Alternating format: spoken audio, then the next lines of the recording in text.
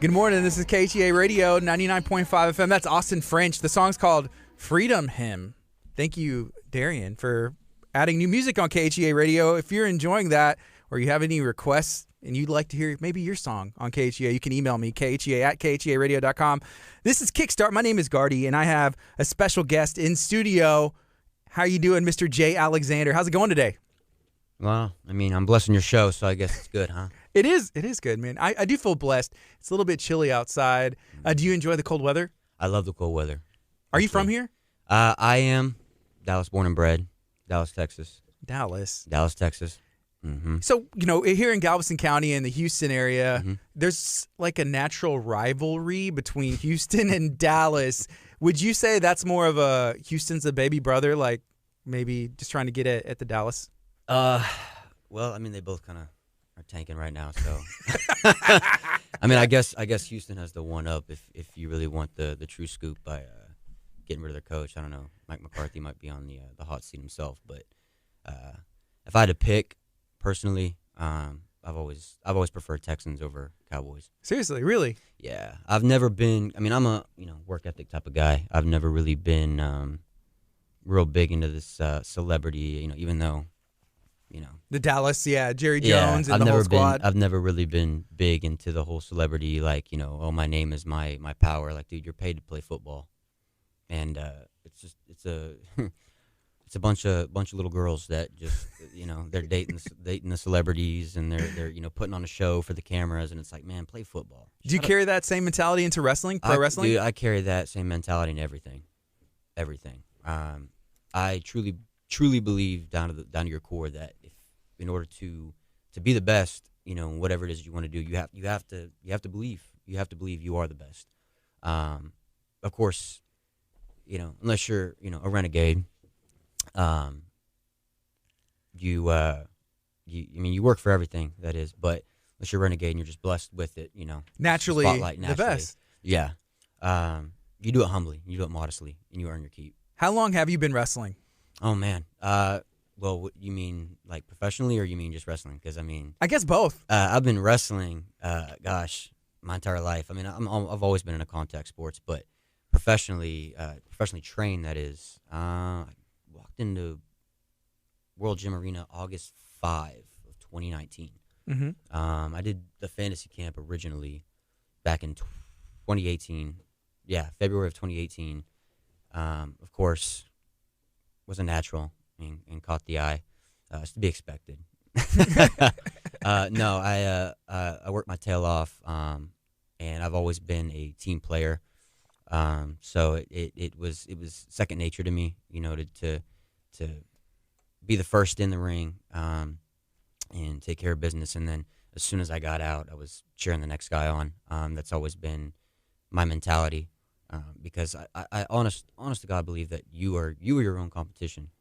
So I've never ever walked in. At least I could say this. Actually, let me say this. I've always walked in to the room,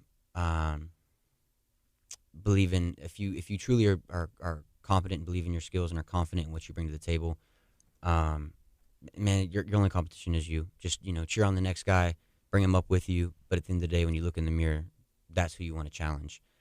So caught the eye, booked there. He said, "Hey, let's bring you back. We want you to train full time."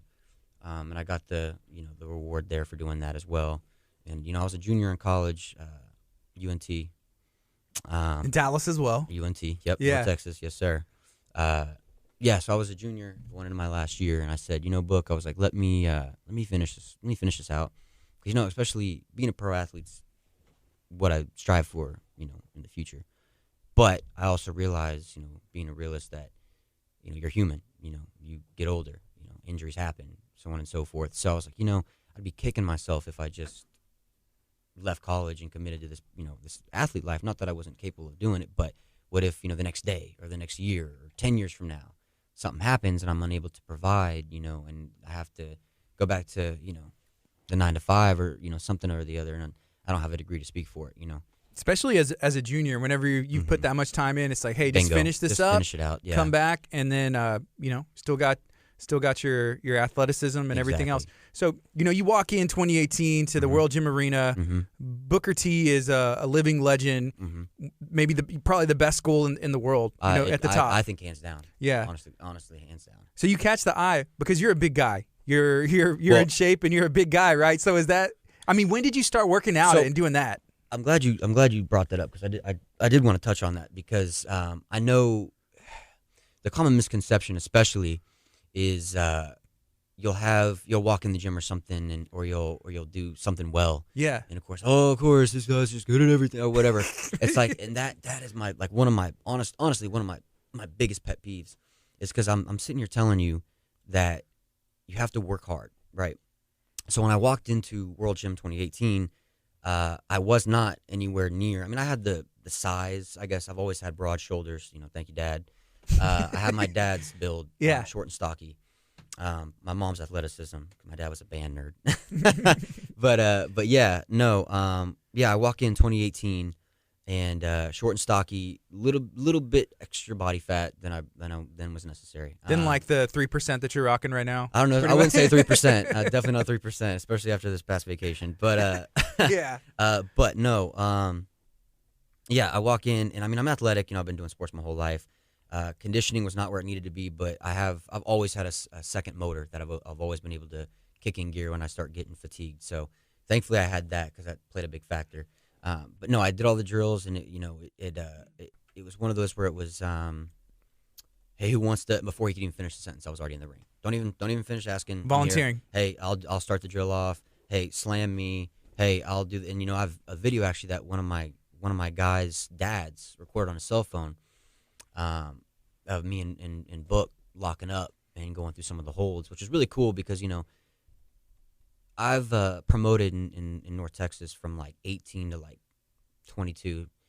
Shout out Dallas Entourage. I promoted with them, and I mean we've hosted everybody from Waka Flocka to Chanel West Coast to Migos, G-Eazy, Gucci Mane, you name them. And man, I'll tell you what, I'll be sitting back in a VIP booth with Waka Flocka, and I listen to Waka Flocka like my entire adolescent life, and I'm literally sitting in a VIP booth just across from him, yeah. And like just security all over the place, crowds bursting in trying to get in the booth. He's performing, whatever. And it just did not even, or whatever, cool, hey man, you're cool dude, fist bump. Be safe, I'll see you on MTV. Like later, whatever. And then, fast forward at this fantasy camp and we get warm, we get in the ring, we start, we get our shirts on, we're all coordinating, everything like that, warmed up, and Booker comes in. It's just like, you know what I'm saying? I just take that second, and I'm like, wow. A little bit starstruck? A little bit. And I'm like, it's crazy. And I kind of brought myself back, too, because, the biggest thing for me, honestly, was, man, this is my like dream. Like, I used to watch this growing up, Friday Night Smackdowns, and I couldn't stand the King Booker. That just shut up. I hated that. You didn't like that? I hated that. But the Can You Dig It? Yeah. Sucker, and they come out. Oh man, Booker T. That was it. That was it for me. So yeah, I was a bit starstruck, and especially watching for all these years on TV, and then fast forward X amount of years. And if you would have told me then that this is where I'd be now, like it just you're a liar. You're a liar. But yeah, to go through the holds and everything like that, and man, it just kind of was like, wow, this is awesome. It's like a dream. It's awesome. Yeah, and then go throughout the camp, and then at the end, to be picked out of it, and it's like, I cried. Honest to God, I cried. And that's just solid to like straight pull a heartstrings, solid, genuine as you're gonna get. Mm-hmm. Yeah, that was a moment I'll never forget. And so I pulled him aside and said, "Hey, Book, let me finish this last year of college, and I'll move here. I'll pursue this full time." So graduated in May of 2019. I was integrative studies major, but I guess it encompassed three majors and a minor. So I got my degree in May of 2019. What was it in again? Integrative studies. So it encompassed. It's basically like it's the college's way of eliminating constant changing. There's so many kids that just don't know what they want to do in life. Mm-hmm. They change 3, 4, 5, 6 times. Well, it was funny because I'm like, well, I've done this many hours in psychology. I've done this many hours in business. I've done this many hours in kinesiology, which ended up being health because I didn't just study kinesiology. I studied like NSCA Strength 1 and 2. I was in AP, strength and conditioning. I had done like how drugs and alcohol affect the system, neurology, just like, and then of course associated with like psychology. I did sexual health, and oh man, I did a whole bunch of just different ways that not just exercise, but supplementation, drugs and alcohol, and so on and so forth, coexisted. So they're like, oh, well, you don't have to change majors. You can just put them all together. You have enough to do that integrative study. Yeah. I was cool. like, well, what do you mean I've got enough to do one? That makes no sense. And he's like, so you have to have this degree, which is this. You have to have this degree, which is free form, and then you have this, and then really it just kind of all plugs into integrative studies, and what'll read on your diploma is just, Bachelor's of Science in Integrative Studies in the fields of, and then psychology, health, and business. And then they're like, oh, we have X amount of hours for minor or for elective hours. I'm like, elective hours, like what? And they're like, oh, you can do PE. I'm like, brother. I'm like, at this point I'd played pro indoor football. I'm like, played a pro arena ball, dude. Yeah. And you expect me to play, to go to PE. I mean, I'm sorry, I'm not trying to be, a D-bag, but I'm like, I played pro arena ball, and I'm sitting here talking to this counselor about PE. And I'm like, dude, no. I was like, there has to be another way that we can make this, worthwhile. And he's like, well, configured, move this here. It was like the board with the see-through board with the numbers and the formulas. And he's like, plugging it in, make it work. So I'm sitting here, I'm like, dude, I literally have one semester left. If this is what I'm going to have to deal with my last semester, this is really going to peeve me off, like, just for real. And he goes, you can take a minor. I was like, now we're talking. Looks better on a resume. It makes my money worthwhile. So what are we talking here? So he's like, well, you have this and this. He's like, you could just take a minor in marketing. I was like, boom. He goes, but you still have 1 hour left. I'm like, you're kidding me. He goes, I was like, what can I do for an hour? Yoga. I was like, boom, I'll do yoga. So all of those things that you mentioned in the integrative studies are pretty much required in today's pro wrestling to market yourself, know how to be a business, because you're the business. Exactly. It was. I tried to make college worthwhile because so many kids like spend all this time and money pursuing these like crazy degrees, and they don't even use them. Yeah. Like I know someone that's criminal justice doing sales, like. Right. It's just, I'm like, I'm not paying thousands and thousands of dollars. I'm going to do it in something that if what I initially go for when I'm young, if it doesn't work out, I've got something to fall back on that I love and enjoy. Mm-hmm. So that was the case for that. Now, of course, being in my mid-20s now, early to mid-20s at that point, I was like, I'm still young. Whatever it takes, man, I want to pursue while I have the time and pursue my goals and aspirations and my dreams. I've got a whole life. I've never been one to either to commit to a 9 to 5 either. I hated having a boss. I hated taking instruction because a lot of the time it wasn't just, hey, this is what I need done. All right, cool, I got you. It was it's like, constant just breathing down my neck, like, having a boss. I'm like, man, just get off my back. And so I was just old to me, and I knew that wasn't my path. And so I was looking at like real estate investing and being a PT, but I was like, man, with being a PT, like, unless you have a brand or a name associated with yourself, like you're just a dime a dozen, 1 out of a million of every other PT that has a cert, just looking for business. And I'm like, what's going to set me apart? And I'm like, so it's just all this stuff's kind of crashing down on me. And I'm like, that's fine.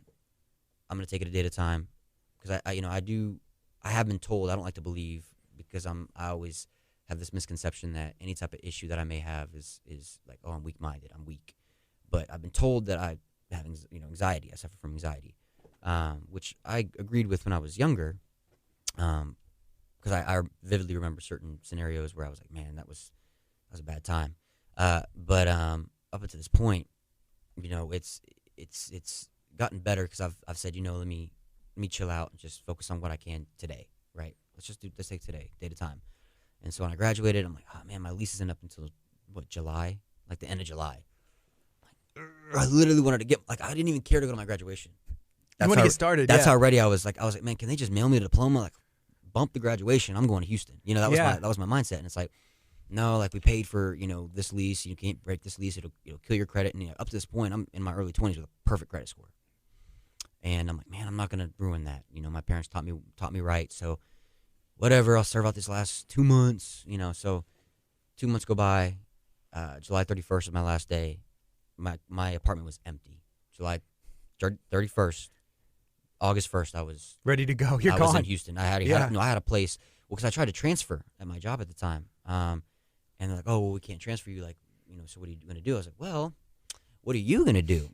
Yeah. Because I was like, I've been at this company 5 years, and my lease is up, and I already have a new place already secured in Houston. Like, this is happening. So if y'all don't want to work with me, it's been fun, Yeah. That's what I did. Got here August 1st. It was like midweek. I was like, well, I don't want to, show up midweek. I don't know what the training schedule is like or anything. So let me kind of hold off on that. And so I think August 5th was a Monday. And I walked in, and shout out Richard Brawley, BD Brawley. It's my bro. He actually was at the front desk because he helps out with the front desk stuff. That's Renegade stuff. We got our hands in everything. He was helping work at the front desk when I came in, and I came in. I said, "Hey, I want to sign up." And at this point, a lot's changed. I failed to mention, by the way, between the time that I did the fantasy camp and actually walked in on August 5 to sign up for reality wrestling, I knew I could be in better shape. I knew I could be in way better shape. And so I remember I had a buddy of mine that got into videography, and he's expanded drastically. All his equipment, the projects he's done, so on and so forth. And dude is honestly a natural. It's crazy. You give him an iPhone, you give him a camera, and you just watch him, and you're like, what the heck are you doing? Like, he just makes no sense, his movements, and he's just doing this, he's doing that, he's this, he's that, and then you're like, what are you doing? Like, what are you getting? Like, that makes no sense. And then you watch it back, and you're like, yeah. And if you look at my Instagram, he's done all my stuff. All of my videos, it's been him. Mind blowing. So we actually were just goofing off at Metroflex Arlington, which is the home of 8-time Olympian Ronnie Coleman. And there's these two, like, literally it's just me and my buddy, and we're just filming some stuff here and there. And I'm still doing my own workouts, whatever I can think of. And again, I'm bulky. I've got decent muscle, but I'm nowhere near where I need to be like catch someone's eye or be camera ready, so to speak. So I wait for him to finish, because obviously he's training this guy, and these guys are massive, huge human beings, easily over 6'2", just massive. And I wait till they cut our break in and getting water and stuff, and I walk up and I just ask something about rest times, because I'm always asking questions. I always find. Were you talking to Ronnie Coleman? No, not Ronnie. Not Ronnie. I apologize. To one of the... not Ronnie. That'd be cool. But he does tie in here. So okay. Just stay tuned. No, it was Aaron Sparenberg. Okay. Pro, and he was training a client of his, and so I walked up and I asked him, because obviously he was leading the workout. So I was like, hey, rest time, so on and so forth. And I remember he answered my question, but then he kind of gave me this look. And he reaches in his bag or whatever, and he pulls out this card, and he goes, hey, whenever you're ready to train, you're lifting right now, whenever you're ready to train, you give me a call. And I didn't think anything of it. I'm like, oh, this is this trainer just trying to get extra clientele or whatever. All right, cool. So fast forward, I do the camp. I get recognized, and instantly I'm thinking, man, I got to get in better shape, because I got a year now. Right, and I look all right. I got some bulk to me, nothing fancy. But I want to walk in that gym and just you know what I mean. I want to catch people's eyes before I even step in the ring. And so that's what I did. I called that number, and he said, "Hey, I'll set you up with a consult. Meet at my shop at this time." I show up, and he starts filling out. We start filling out this paperwork or whatever, and. He's like, or one of his questions like, oh, so what are you looking to do with your goals? I said, man, I just need to get in shape. I was like, I've got an opportunity of a lifetime to train for professional wrestling, and I'm just trying to take my fitness to the next level.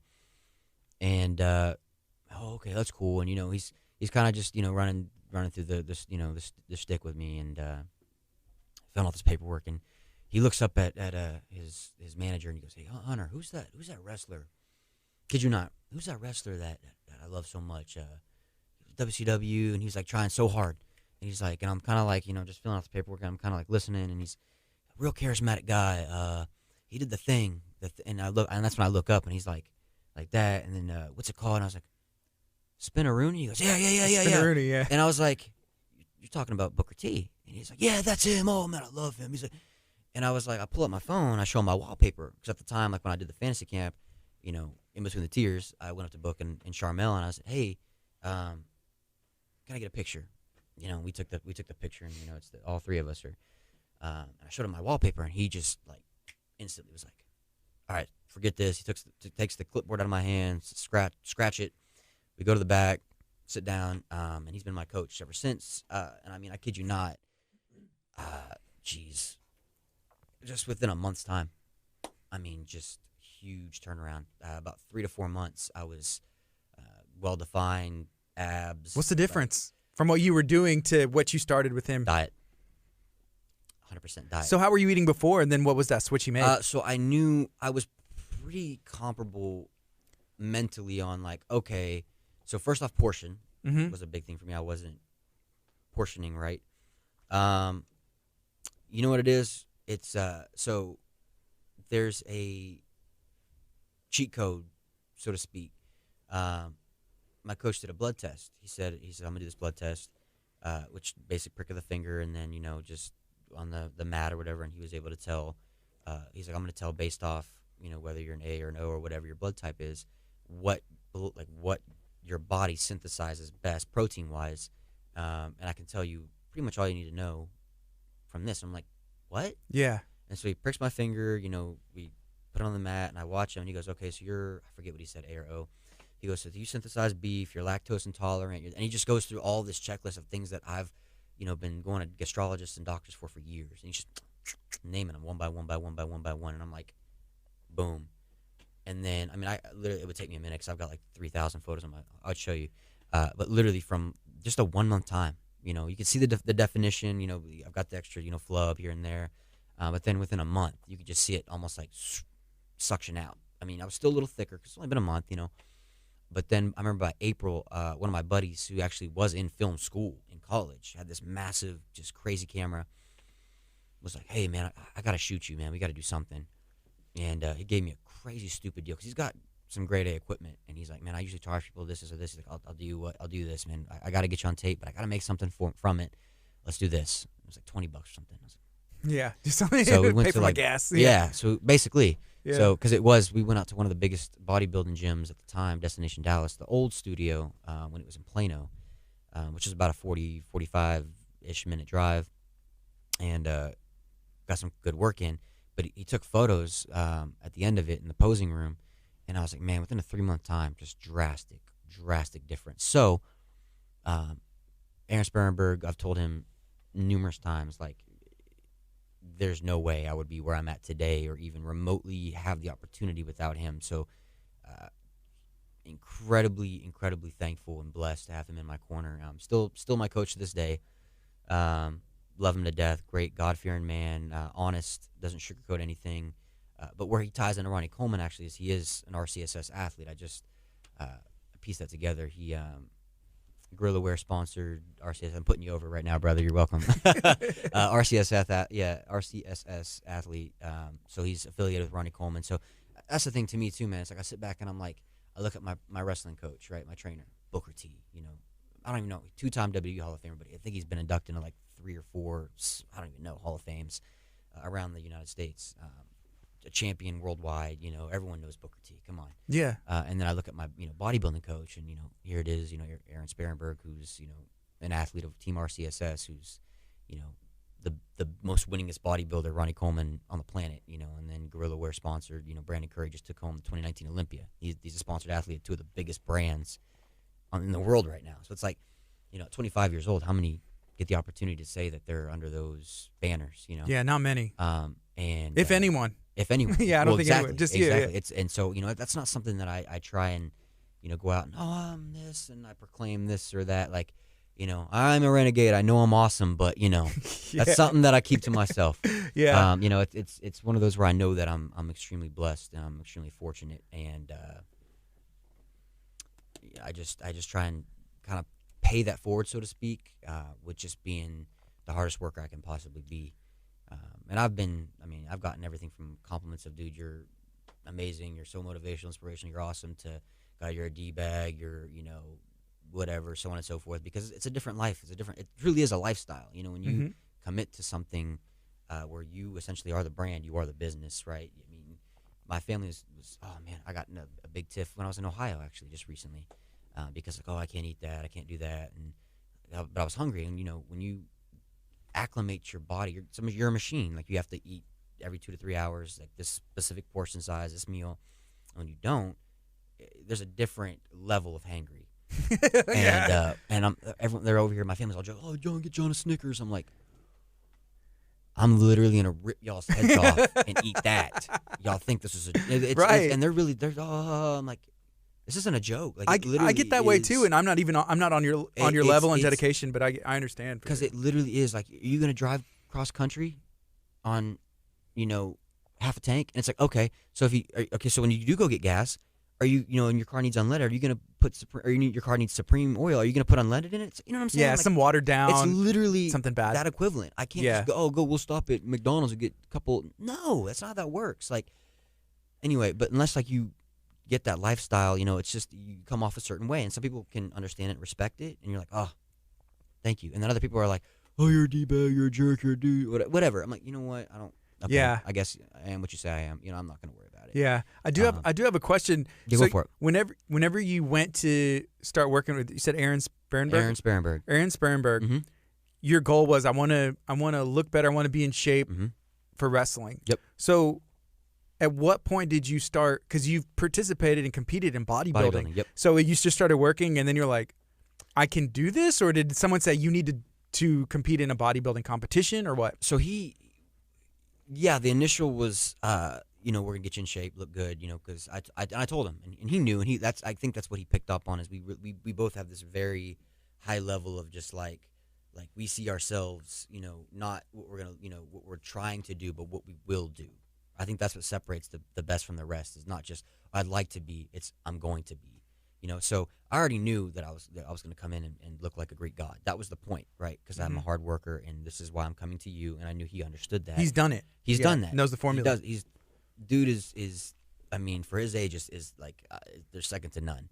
So I came to him and I was like, hey, I'm trying to look the best I can possibly look, and this is why I'm actually on his website. When you go to absnutrition.com and you scroll down to his athletes, I'm one of the first athletes you see, strictly because everything we did was 100% natural. I didn't take steroids. I wasn't doing crazy stuff. I wasn't sticking needles in cheeks. I wasn't doing anything, nothing shady, nothing crazy. I was literally eating right, drinking water, doing my cardio, and sleeping. That's why when people tell me, oh, I'm like, it's excuses to me. You can do it without steroids, right? It literally is just going to come down to how much do you want? How bad do you want it? What's your why? What's your why is my biggest thing. I could literally get that tattooed on my forehead. What's your why? Mm-hmm. And so I'm literally doing this, and gosh, I mean, I want to say a few months in, he was like, dude, I got to get you on stage at some point. He's like, you look way too good to not showcase you. And I'm like, man, it's not really my goal. I'm trying to get on, on the show. Like, I'm training right now. I'm paying my dues, so on and so forth. But I'm here in Houston to be in reality wrestling. And, I've always said, when I got recognized too as well, I mean, I already had my own vision, but then when that vision's almost confirmed, like, I'm going to come in and be the best I can possibly be. I want to be the front face on the marquee, so on and so forth. And then that vision is almost confirmed when you have someone like Booker T saying, hey, we loved you, come back and train full time. When you have that investment, when you have that acknowledgement, and so I was like, hey, like, I've got big things going for reality wrestling. Like, I'm trying to be the guy there, like, of course in due time, pay my dues and work my way up. But I was like, bodybuilding's really not, where I want to be. Fast forward a few months, he's like, hey, I'm going to put you in the Johnny Jacksons in August. Okay, sure. I'm looking forward to it. Cool. That was the last we heard of it. 2 months later, hey, we're doing the Texas Legends. Oh, okay, sure. He's like, no, MFer, I paid for the divisions. You're in the show, so you better show up. And It's already done. I'm like, what? He's like, yeah, like I'm not talking about this. You're doing it. Well, I can't not show up now because he paid for that. He's gonna be peeved. And so took care of me on every level, and I just, all right, well, here we go. Here, your tanning appointments at this time. Show up, the next morning at this time, so you can get your second coat. You'd be, at the, in the athlete prep area at this time, so you can show at 9. And I'm just like, oh, okay, all right. So I drive down to Dallas, or drive back up to Dallas and Dallas Market Hall, and I do the show. And again, all natural, not a single steroid, nothing. And it was an untested show, so everyone else in that show was on something. It's probably on something. Probably on something. Allegedly. Yeah, allegedly, supposedly. But yeah, I can say on my end, 100%, nothing illegal, nothing that I shouldn't have been doing. And yeah, I took home second place in open and third in novice. And the guy that beat me for second in novice took first in open, which that's controversial in and of itself. Because I definitely had a way better midsection than he did. But I want the one that was judging. I definitely feel like, truth be told, I think, honest to God, if you want my personal, opinion, I don't know bodybuilding like that. I know over the 2 years that I've been with Aaron, a lot more than I did. Very, very well, actually, more versed, I would say, now than I was. Posing. They counted off. I can guarantee they counted off X amount of points for posing. Certain things like the side, the side chest, you face frontward, and I was, smiling, facing this way, so they counted off for that. Certain poses were, okay, I can pop the hamstring, and then other ones I couldn't. It's like, oh, well, and each judge is their own. Like one judge might say, oh, he has tattoos. Oh, I'm looking for more definition in the shoulders. So if you don't have, it's just each judge judges on their own preference. So literally that's why you keep doing bodybuilding shows, because, you place and you do this, and then, if you have kind of someone on the inside, or you get the judges' critiques, because I don't know if you could pay for that or they just give it to you. I'm not sure. But you do get judge feedback. And then work on it. And then, you work on that, you make that better, and then you do the next show, and you place better, right? Mm-hmm. So it's why it's an evolution, it's a journey. But yeah, so I did that one show just because he was like, hey, show up.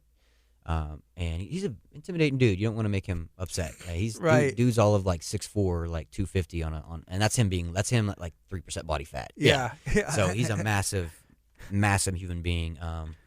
But I love him to death, man. He's changed my life instrumentally. Like probably the biggest change I've had in my life, honestly, is because of him. And he still coaches you now? Still coaches me now. Mm-hmm. He'll be my coach until something. That's changes. The plan, yeah. Something changes. I mean, foreseeable future. Foreseeable future, yeah. And so, now that I'm on the show, run a rough shot. I am the show, right? Renegades of wrestling. Mm-hmm.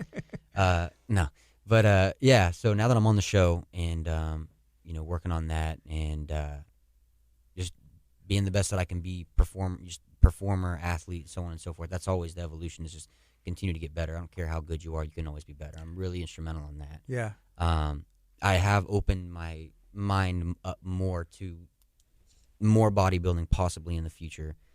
Because again, that's only gonna build the brand. That's only gonna help the business. Get some more eyes on. Get some more eyes on you. Because even in my first showing, I was having people come up to me and hand me their business cards, and and promoters asking when my next showing was gonna be, and like everything from like tanning companies to tanning lotion companies to supplement companies to, the trunk companies that make all the custom trunks and stuff for the shows were giving me their cards and saying, hey, you look phenomenal up there. Like, we'd love to get you in some of our stuff. We want to see a little bit more of you. My first show, dude. Like, I didn't even take an overall or anything. I just did it just to do it. To get second and third my first show. And beat out some guys that were debatably on some other stuff at natural. It's like, man, where could I be? That's always the thing. But I'm always thinking about that anyway. Where even if I did take first or take an overall, it's like, how much better could I be? Truth be told, I'm always like that. I'm always striving for better. I think that's why. Honestly, I would think that's what gave me a little bit more of an edge in wrestling. Is you get so many guys that are so, and this is why I love reality wrestling. I'm going to tie it all together, but that are truly gifted, athletically. Maybe they can spit some fire on the mic, cutting promos and such and so on and so forth. But man, they're complacent, or they think that they are the bee's knees, and I've had some really good in-depth conversations with not just roster members, but management as well, who they don't care how great you are on the mic, on TV, or athletically, like you take that attitude elsewhere. We're here to get better. We're here to be better as a team. Support one another, be bigger, be better together. And I think that's why where I lift the den. Why I lift the den, and then why I also perform for Reality Wrestling as opposed to anywhere else is because there's gyms are a dime a dozen. Reality wrestling schools in particular areas are a dime a dozen. There's a plethora of them. What's going to set this one apart? What's going to set you apart? And I've completely understood with the athlete that I am. If I would have went anywhere else, they would have taught me this, that. Boom, you're on the show. And that's not the way even I wanted it to be. I was okay with taking extra time behind the scenes and putting in the training to be the best I could possibly be. That way, when I did get on the show, it wasn't, okay, this guy looks like he's got potential. This guy's all right. But, like, man, this guy's good. Like, I mean, you tighten up that, fix this, fix that, whatever. But, for being so new, we want to see more of him, That's a big deal to get on the show, on the card, on the roster at Reality of Wrestling because it's a packed roster, man. It is. There's a lot of talent. And and the cool part is too is those are a majority of your teachers. I think that's where you kind of just the athlete speaking here. That's where you kind of, in my opinion, fall off or don't progress as well as you could. Is when you focus on you or you alone. You know what I mean? Mm-hmm. The best of the best guys that I've asked questions to, they're asking questions to other guys and to production and the meetings and book, and that's another thing too is, man, just going through your matches or rolling around and practicing and in training and you hear the voice and you look down, you see Booker T down at ringside. Oh, you go point here, point there, teaching you. It's one of the coolest things, man. It's like, and again, it's one of those moments, even up to this point where you kind of get used to seeing Book or he's the owner, is kind of having to like walk out of the gym late at night. You're tired, you're worn down, you're sore, man. You just went through an intense training session. And you turn around, you look at the building, and you just almost pinch yourself. You're like, man, I'm really here. I'm really pursuing my dream, and that's why, man. If you ask any of the roster members, they're always going to tell you, man, go for it. People, because on the social media, you see all the time, people are like, oh, reality wrestling. It's like, go for it. Just go for it. Mm-hmm. You'll never. I mean, you truthfully will never find a better facility. Everyone's always striving to be better, asking questions. How did that look? What do you think of this? How could I do that better? Whether it's, Reality Wrestling himself, Mr. Kevin Bernhardt, who's, man, there's no Reality Wrestling without Kev. Kev is the man. And Booker, man, and there's every other roster member, man, asking each other, what do you think? How's this work? Just the camaraderie. It truly is a family, and it's such a different, experience.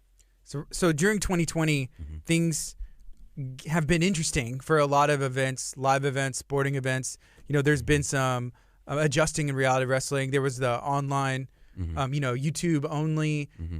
and that's been awesome. Mm-hmm. But live wrestling has come back in a different way, and I know there's another event coming up. Mm-hmm. What's going on, and when is it? So that's going to be another drive-in on November 14th. And be sure to tune in because, of course, you want to see this beautiful face. Come on now, let's be honest. But as far as, like, wrestling, man, you can hold reality wrestling down, man. You can hold them down. Come on. Other promotions, might take a break or, now within the confines, of course, of safety, and following, of course, CDC guidelines as well. That's been, acclimated to as well. Because even with those, because we're looking at it like, what can we do, right? Because that's, at the end of the day, that's what we need to do is what can we do? Mm-hmm. We're not looking at it, and this is just a testament to the character of reality wrestling too. It's not like, oh man, we can't do this, we can't do that. Darn, it's all right. This is the reality, right? This is where we're at. This is what we're not allowed to do. So with all that understood, what can we do? Adjust, make it happen. This is what we can do, Mm-hmm. right? And so we did take a brief period of time there. Everyone go get tested. Everyone, this, that, and the other. Take care of yourselves. Find out where we're at. You're not allowed in the gym until we have a physical report back of what you're testing. So once all that was understood and everyone was negative and everything like that, slowly but surely started, letting in X amount of athletes to train, and train this particular way. And then, of course, there was, I think, man, where we could find it, if you could find it, rags and paper towels and, disinfectant spray and hand sanitizer and masks. We did what we could within the confines of what we could do. But I think the biggest thing was we stayed true to the character of reality wrestling. And we said, this is what we can do, and we're going to do it. And so coming back into it, once we got kind of back into the swing of what we're doing, it was, all right, how do we pick up where we left off and keep the show going? Because the show must go on. So we acclimated in that sense, and then we did the empty arena shows. How was that compared to the crowds? It's different, and it's I reference WWE, but it's almost impossible to reference WWE because like your WWE is the mountaintop. But you realize, especially as a roster member, as a superstar, like your goal, and a lot of times in the matches, is you play to the crowd. Mm-hmm. Especially, being a bad guy, right? I wouldn't say I'm a bad guy, but I just say I'm awesome. I think people are just jealous of me. Misunderstood a little Misunderstood. That's a great Fair. word. Thank you. Yes. Misunderstood. It's the only compliment I'll give you today, so take it. No, but as a bad guy, you live for that, like, bing, bang, boom, they're down on the ground, stomp, whatever. And, oh, boo, you suck. And it's like, oh, I suck. Bam. Oh, I suck, though, but he's the one on the ground crying. What's that? And, you play to that, Yeah. Especially if, like, their parents or their girlfriend's right there and they're just crawling on the floor. It's like, baby girl, this is your man? You live for that. It's, That's brutal. And they're sitting there like, oh, man, I'll never, just as a side story, I remember being ringside. I forget what match it was with my squad, the winners, the Renegades, team, the winning team. I was ringside and I was just chopping up. This is later. This is of course when we started getting people a little by little back in. But I'm on the side of the ring and I'm talking trash, this, that, and the other. Oh man, y'all, who are y'all? Sit in your seats and shut up. And they were flipping me the bird, and they were cursing at me, and I was like, oh, you live for that. You live for that. Because in WWE, you have polarizing figures. The biggest thing you hear, especially from Vince McMahon, is good, bad, or indifferent, you're getting a reaction. And that's what we're here to do, is to get a reaction. Whether you're getting booed or cheered, you're doing your job. It's only when you come out or you're trying to interact and it's crickets that you should be worried. Nobody cares. No one cares. Exactly. And so that's the beauty of it. It was slowly but surely kind of X amount of people started coming in, socially distanced, hand sanitizer, everyone coming in, temperature checks, masks on. Athletes only. All of this, Mm-hmm. everything, everyone. We would get in, we just get in there and put on the best show that we could with the certain circumstances. And I'll never forget when they decided to actually do the drive-in show. And I was elated. I was like, man, I've never heard of a drive-in. Like, you drive-in movies, but like drive-in like wrestling, that's cool, And then we do so we show up a little bit extra, before time, and get everything set up and make sure everything's perfect, And lo and behold, actually, first drive-in was my official debut. I just all day had to be at the wrong place at the wrong time. It is what it is. But secure the victory. It's it's a Renegade way. It's what we did. But the adrenaline rush, jumping over the barricade, jumping up on the ring, and then looking over and seeing, I guess, the decent brother of Fly Def. We have the flyest brother, but the decent brother, Zach Mason. Just getting a moment to like connect eye to eye and just having that, like, he's like, oh, you son of a, didn't know who I was or what I was bringing to the table, but I was like, oh, you don't know what you're getting into, brother. Let's bring it. And he's lucky I couldn't put my hands on him, or it would have been a different story. You like Will all day? He's all right. I've had him on KHEA a couple times. Guess I missed it. You missed that episode, I guess didn't so. I don't know. Yeah. Will, he's a cool guy. He's an athlete too. Y'all have a similar story. Kind of. Playing sports growing up.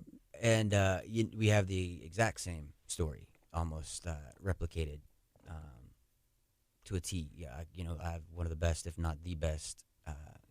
I'm always gonna say the best, just because it's in my blood. Renegades. That's an unnecessary plug there. No, forced plug. But no, one of the best, if not the best, support systems. I mean, between my friends, my family, and then of course the coaches that I have behind the scenes that have helped me get to where I am. There's a lot of similarities between Jay Alexander and Will Allday. I'll tell you what, when I say Will Allday's a character, he's a character. And I don't necessarily just mean in the ring. Dude's a riot. He cracks me up. Real quick-witted, real smart, real smart. You went to Rice. Yeah. I don't know if he's that smart. How'd you get into Rice, Will? You're pretty much a genius. Oh, yeah, man. That's a very good school and not easy to get into. And I asked Will whenever he was in, I said, has there ever been a moment where you're just like, man, this is cool? And he had said whenever he was playing football at Rice and they played at Texas, and just like running out, and he was like, whoa, this is crazy. But see, I missed out on the that's the one thing is I missed out on the college football experience, and that's a whole other story in and of itself. That would take a whole nother episode, whole nother day. Honest to God, yes. Honestly, it would take a whole nother episode. But I did work my way through arena ball. I played 11-man outdoor, and then one thing led to another. Then I was an 8-man outdoor, and then I was an 8-man indoor. And I preferred indoor because I was a slobber knocker player. I wanted to clobber people, and being all of 5'8", I'm solid. Yeah. I'm a solid about 205 on like the lowest end, and then 215, 220 on the highest end. But I'm a solid piece of meat. Right? Yeah. You feel it. And so I played everything. I me every position really. But then signing my first contract, and that's actually why I retired. Me and this guy collided on special teams, just full on boom. And I literally felt like my soul had exited my body. Like a cartoon. And I was like looking at myself from the outside, and I was like, man, I don't feel right. And I remember jogging back to the our little like dugout, because it's arena, so it's like the dugout. And I looked up at the scoreboard, which is like right at top of our dugout. 15 minutes, fourth quarter, 15 minutes. We were up by like 5 or 6, I don't know, some odd number. And I kid you not, I get to the dugout, and then my coach goes like, John, what are you doing? Like, you're a running back. And I'm like, oh, you're right. And so like I jumped back over the barricade and hauled tail into the huddle. I remember blinking and then like leaning in to hear the play. And then when I lean in, I blink again, and next thing I know, I'm back on the sideline. And I'm like looking around, like just literally like boom, boom, blink, blink. You had blacked out for some plays. 15 minutes. 15 minutes? So you played? I don't know. I just remember, like, you're right, jumping over the barricade, run, kneel down. I don't remember the play that was called. I remember leaning in, blinking, and then. What happened? I look up at this. I'm right under this. I'm on in the dugout on the sideline. Like I look up at the scoreboard. Clock's at 0. We lost by a field goal. I'm like, that's 15 minutes. Like, what happened? They can't blame you for the loss. You were winning whenever you last remembered, and before you checked out for a bit. Well, I remember asking our slot receiver Xavier. He goes by X. I'm like, X, what happened, dog? Yeah, because everybody was gone. Like he was like the only one still like changing. And I was like, did I fumble? Did I catch a ball? Did I take a handoff? Did I block? Like, what happened?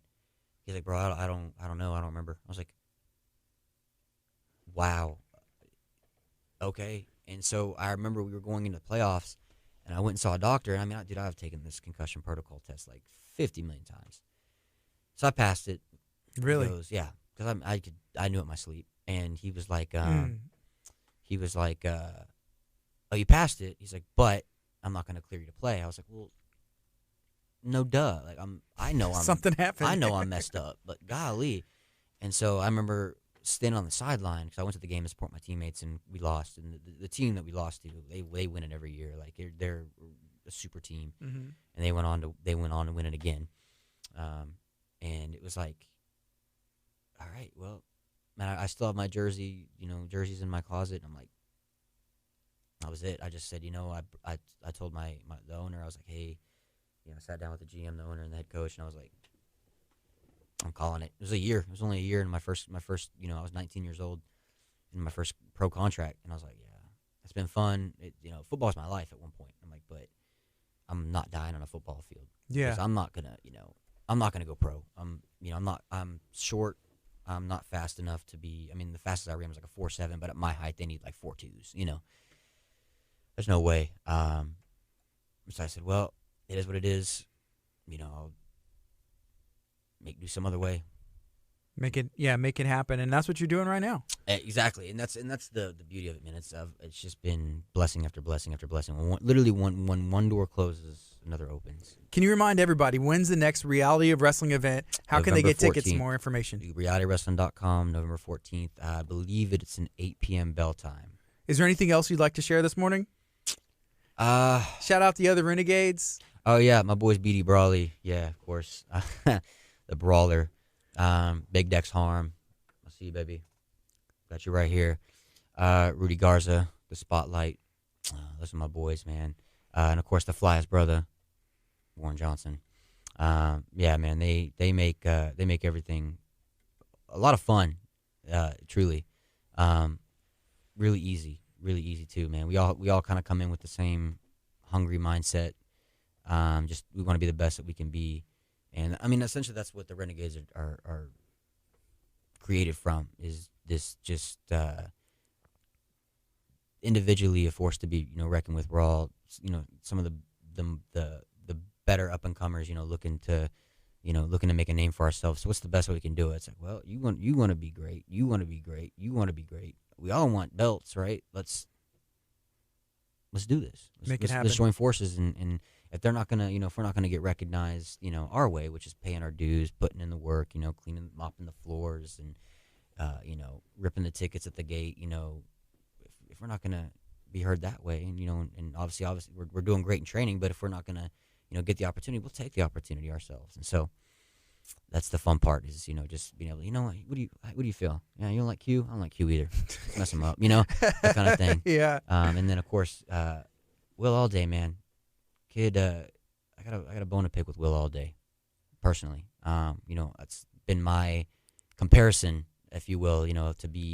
They've been training for a little under a year. Everyone's like, oh man, like your athleticism is so similar to Will Allday. I'm like, well, can't Will Allday be similar to me? I'll tell you this right now. Will Allday is watching right now, and he says he hears you. So if there's anything else you want to lay down, oh man, no, I'm not much of a talker. But Will Allday, I don't know. He's I think he has great hair. Do you like his hair? Is your hair better? Is it, in your opinion? It's overhyped.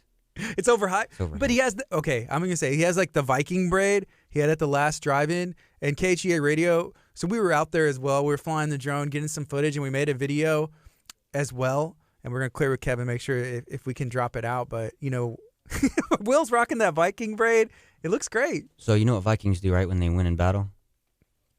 I don't know. They scalp it. I'm going to get that braid. You're going to get that? I'm going to scalp that braid.